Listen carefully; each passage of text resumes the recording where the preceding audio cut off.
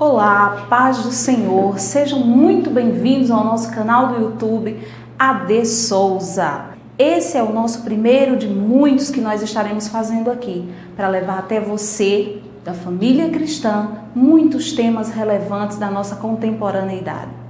Hoje nós estaremos falando sobre filhos.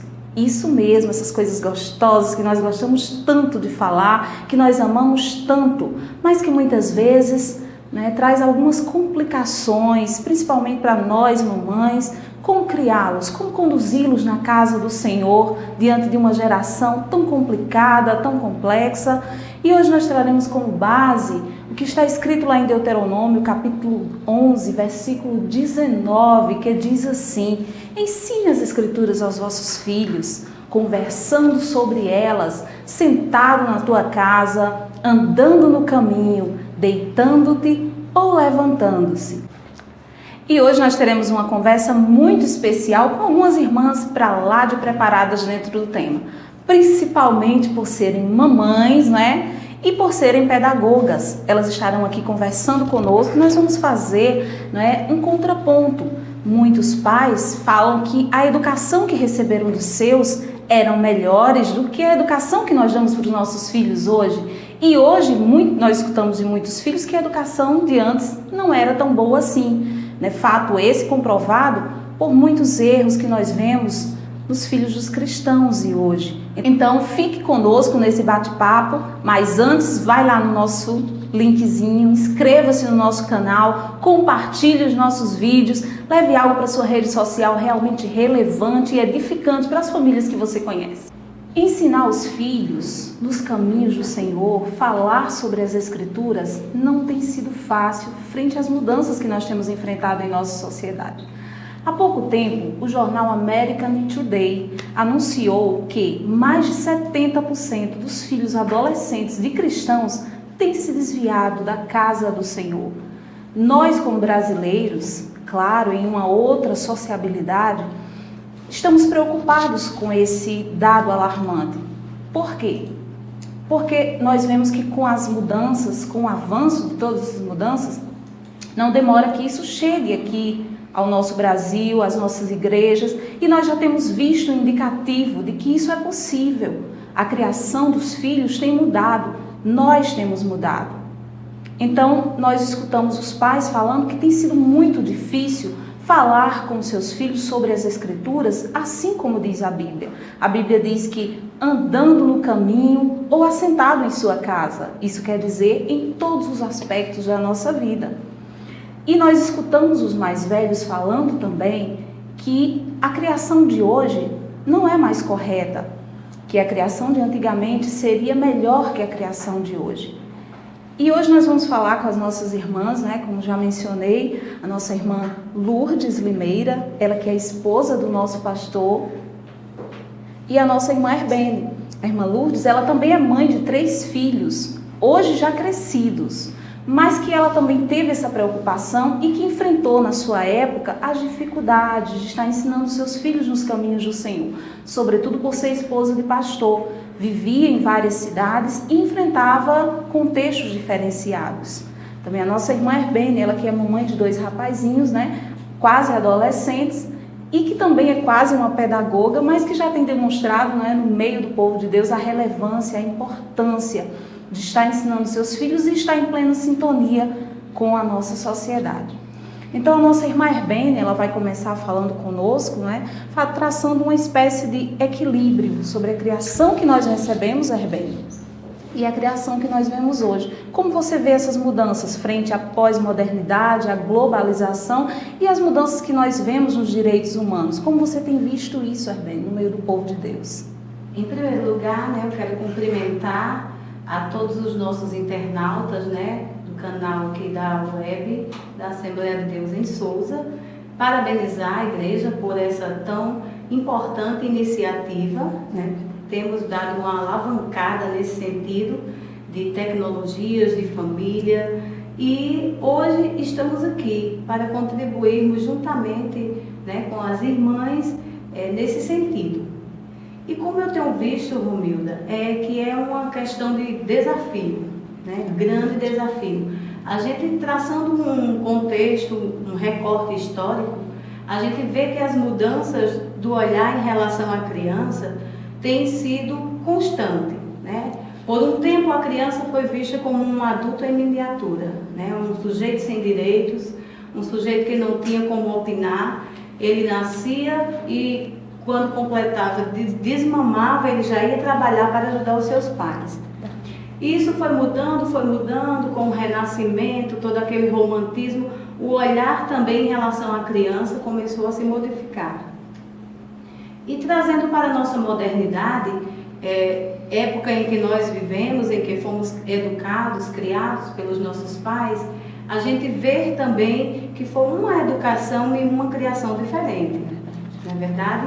E isso, mudanças ajudam e muitas vezes atrapalham, né? Algumas coisas funcionam positivamente e outras negativamente. No contexto de igreja, de criação cristã, nós temos visto que essa questão da globalização, da tecnologia, a qual também estamos usufruindo nesse momento, tem nos ajudado bastante. No entanto, o equilíbrio frisado por você tem que estar em constante vigilância dos pais para com os filhos, né? Pois essa questão da evolução tecnológica tanto nos ajuda como também atrapalha.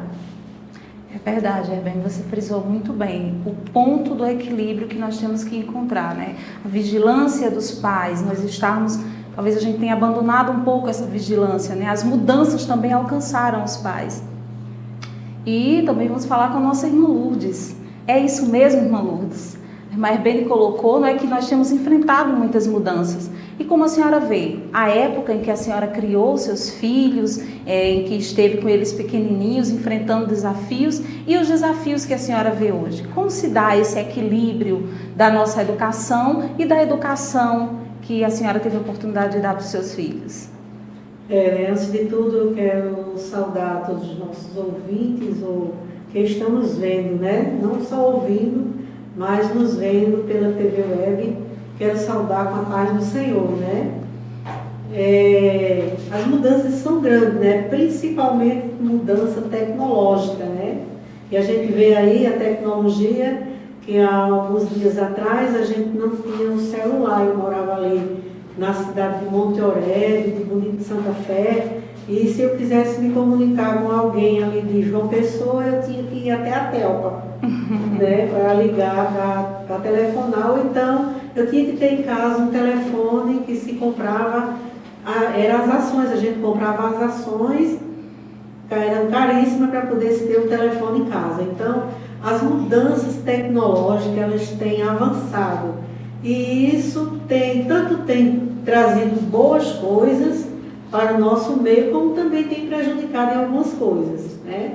Tem prejudicado em algo. Então, eu acho que hoje nós temos que ter autovigilância. Cada pai, cada mãe hoje tem que vigiar, até posso dizer assim, tem que vigiar mais com os filhos do que até mesmo antigamente, porque quando eu era professora, eu ensinava ali na destilaria Miriri, onde trabalhava, e o meu filho, ele brincava no terreiro, né? Saía para o lado de fora, brincava com as crianças da vizinhança, brincava no terreiro, e hoje a gente não vê isso, quase não vê. Todos estão ali com o telefone celular na mão. Se a gente não vigiar, eles vão ficar ali o dia inteiro. Então, você que é pai, que é mãe, o meu conselho, né? Presta atenção no celular, você tem que determinar horários para aquilo, né? Tem que ser determinado, porque de qualquer forma a tecnologia ela tanto prejudica, ela tanto instrui como prejudica, né? Então a gente tem que estar de olho nisso aí. Esse é o meu lado de ver. É verdade. E quanto à questão da disciplina, nós víamos antigamente, né, que os filhos eles tinham que obedecer. Havia um certo autoritarismo nessa questão, né? Os filhos tinham que obedecer e muitas vezes eles não compreendiam o porquê daquela obediência. Então, para resgatar, talvez, o que tinha se perdido nessa época, os pais começaram a abrir mão de algumas coisas, né? Deixaram um pouco de lado esse autoritarismo e começaram a abrir mão da autoridade, da própria autoridade que os pais têm que ter dentro de casa. Hoje, nós poderíamos aproveitar esse período para resgatar uma disciplina onde ela fosse um pouco mais instrutiva, onde ela viesse de dentro, da compreensão. Mas a verdade é que nós não temos encontrado esse ponto de equilíbrio. Nós, pais, temos aberto mãos, né, da nossa autoridade como pais na tentativa, né, de resgatar aquilo que nós tínhamos perdido com os nossos filhos. E aí a gente acaba não encontrando um ponto, não encontrando outro. É isso mesmo, Herbene? Como é que você vê essa questão da disciplina hoje? É verdade, Romilda. A gente nos encontramos, né? Nós nos encontramos meio que perdidos, né? Diante de todo esse sistema globalizado, onde a criança começou a surgir, a sociedade a olhar a criança com um olhar diferente, e a criança foi adquirindo um empoderamento, que hoje as crianças existem crianças que dominam o ambiente do lar, o ambiente familiar. E aí também a gente não sente saudade daquele autoritarismo, onde a criança não tinha vez, não tinha voz, não era reconhecida como um sujeito de direito, e a gente sempre volta para o ponto do equilíbrio, né? Não podemos deixar de exercermos a autoridade do lar, a autoridade diferenciada do autoritarismo, né? Isso, Lourdes, que é diferente, são coisas distintas, né? Jamais podemos deixar de exercer a autoridade dentro do nosso lar sobre os nossos filhos, que são heranças do Senhor, né? O Senhor nos concedeu para cuidarmos aqui na terra. No entanto, temos que dar vez também à criança, né? Os direitos humanos, os estatutos, as leis que regem o nosso país reconhecem a criança como um sujeito de direito na sua individualidade, né? E aí nós precisamos, como pai, sabermos até onde podemos ir e até onde a criança necessita e precisa ir também com as suas opiniões, sempre tendo um parâmetro de limite entre pais e filhos.